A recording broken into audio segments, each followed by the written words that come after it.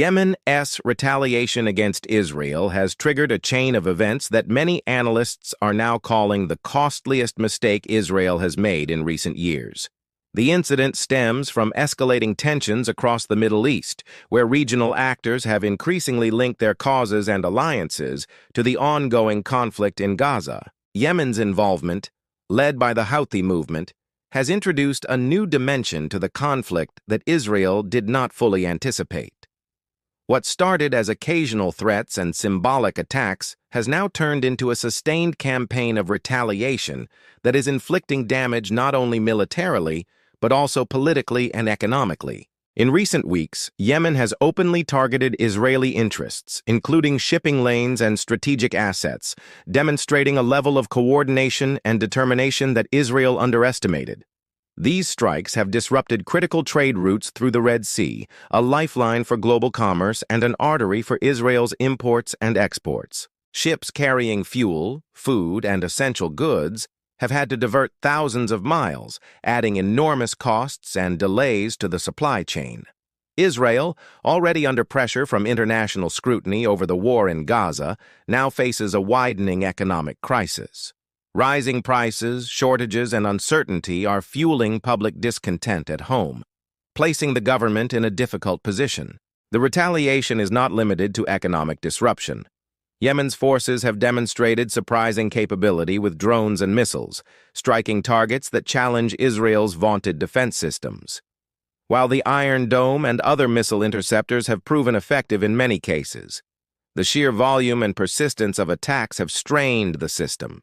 Each interception costs millions of dollars, and with Yemen able to produce or acquire weapons at relatively low cost, the financial burden is disproportionately heavy for Israel. Military analysts argue that this imbalance represents one of the most damaging aspects of Yemen's retaliation, a war of attrition that Israel cannot afford indefinitely. Strategically, the move has placed Israel in a precarious position. For years, Israel relied on the perception of overwhelming military superiority as a deterrent against regional adversaries. The fact that Yemen, a nation devastated by years of war and humanitarian crisis, has been able to project power against Israel is a significant blow to that image. It emboldens other actors in the region, from Hezbollah in Lebanon to militias in Iraq, who now see Israel as more vulnerable than previously believed. The costliest mistake, therefore, is not only the economic and military strain, but also the erosion of deterrence that Israel has carefully cultivated. Internationally, the fallout is just as severe. The escalation has drawn the attention of global powers who rely on Red Sea trade routes, including the United States, China, and European nations. Israel's actions and the subsequent retaliation from Yemen have created a crisis that extends far beyond the region. Pressure is mounting on Israel to reconsider its strategies, not just in Gaza, but in its broader regional posture. Diplomats warn that the longer this conflict continues, the greater the risk of international isolation for Israel, as allies grow weary of being drawn into costly disruptions caused by its policies. At home, Israeli citizens are beginning to feel the impact in their daily lives.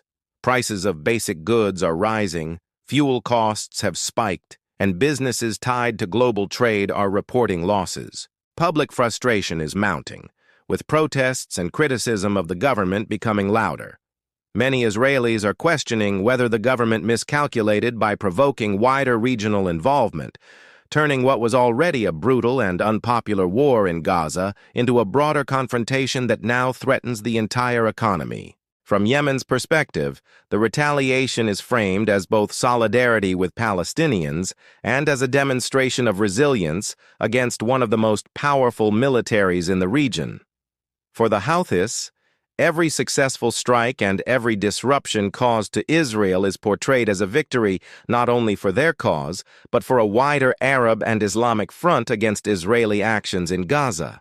This narrative has resonated strongly across the Middle East, amplifying anti-Israel sentiment and fueling a sense of unity among groups traditionally divided by ideology or geography.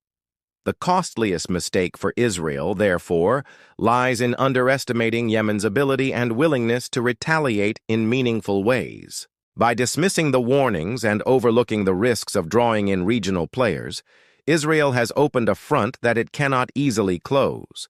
The conflict has revealed vulnerabilities in its defense systems, imposed heavy financial costs, and strained its diplomatic standing.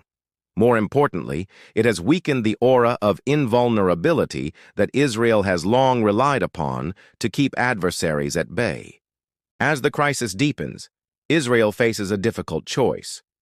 It can escalate militarily against Yemen, risking a wider regional war that could draw in other actors, or it can seek diplomatic off-ramps that might reduce the pressure, but come at the cost of appearing weakened. Neither option is appealing.